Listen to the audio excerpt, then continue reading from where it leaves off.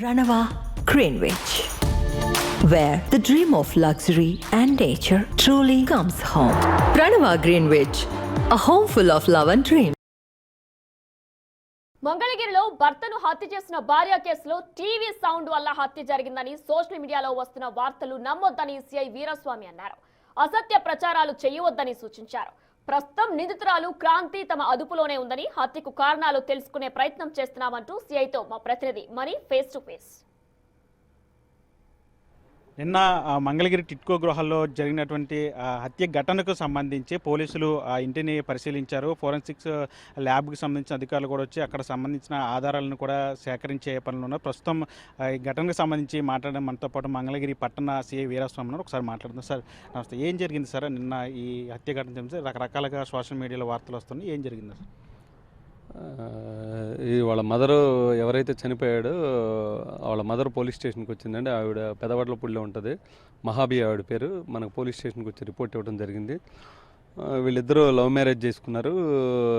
ఇద్దరు different communities అవ్వటం వల్ల వాళ్ళు వచ్చి పేరెంట్స్తో వచ్చి మన టిట్కో హౌస్లో మ్యారేజ్ చేసుకుని ఉంటా ఉన్నారు. ఇంట్లో ఇద్దరు మాత్రమే ఉంటారు. అబ్బాయి క్యాస్ట్ బై ముస్లిం, అమ్మాయి క్యాస్ట్ బై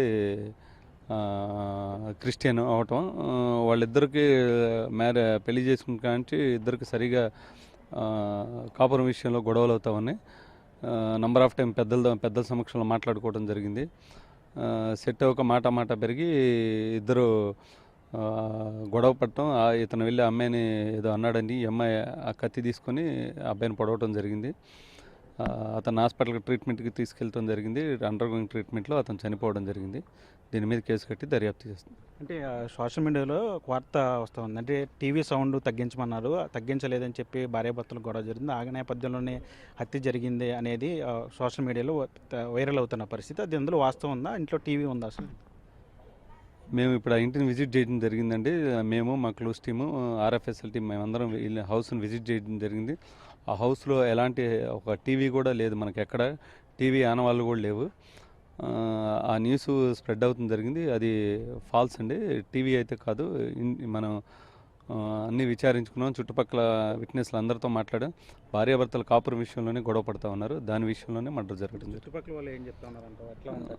వీళ్ళిద్దరూ చీటికి మాటికి గొడవ పడి కొట్టుకుంటూ ఉంటారండి. దాని విషయంలోనే గొడవ అయింది.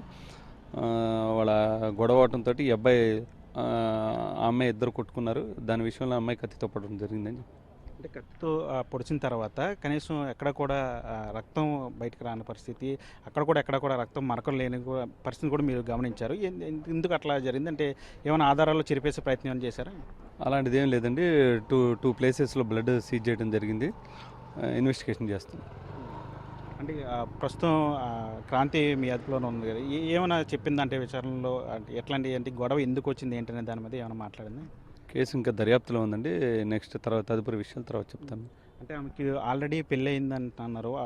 మొదటి భర్త కూడా జైల్లో ఉన్నారని చెప్పారు. అంటే దానికి సంబంధించి ఏమైనా చెప్పింది? అంటే ఈమె కూడా ఏమైనా నేర చరిత్ర ఏమైనా ఉందా? అట్లా గతంలో ఈవిడ మ్యారేజ్ చేసుకోవడం జరిగింది. అది లీగల్గా కోర్టు నుంచి డైవర్స్ తీసుకున్న తర్వాత వీళ్ళిద్దరు మ్యారేజ్ చేసుకోవడం జరిగిందండి.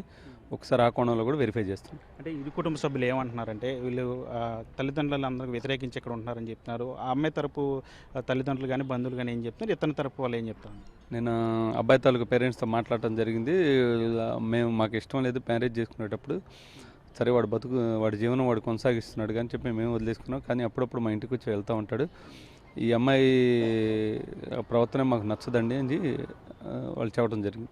అంటే కేవలం ఈ టీవీ సౌండ్ విషయంలోనే గొడవ జరిగి ఉంటుంది, లేదంటే పక్కాగానే పథకం ప్రకారం? ఎందుకంటే కత్తితో పొడిచిన తర్వాత కనీసం ఎక్కడ కూడా రక్త గాయాలు అవ్వలేదు, మరోవైపు లివర్ కూడా పూర్తిగా డ్యామేజ్ అయిందండి. అంటే పక్కా ప్లాన్తో చేసింది అనుకోవచ్చు.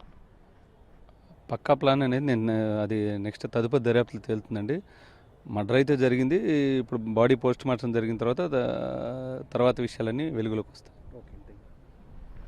ఇది మొత్తంగా మంగళగిరి పట్టణ పోలీసులు చెప్తా ఉన్నారు. ఏదైతే ఘటన జరిగిందో ఆ ఘటనకు సంబంధించి పూర్తిగా ఇప్పుడు కేసు నమోదు చేసి దర్యాప్తు చేస్తున్నాం. అంటే ఇది కావాలని పక్క ప్రణాళిక ప్రకారం చేశారా, లేదంటే ప్రమాదవశాత్తు ఇది జరిగింది అనేది అయితే పూర్తిగా దర్యాప్తులో తేలాల్సి ఉందని చెప్పి పోలీసులు కూడా చెప్తున్న పరిస్థితి కనిపిస్తుంది. వల్లితో మనీ, బిగ్ టీవీ, మంగళగిరి నుంచి.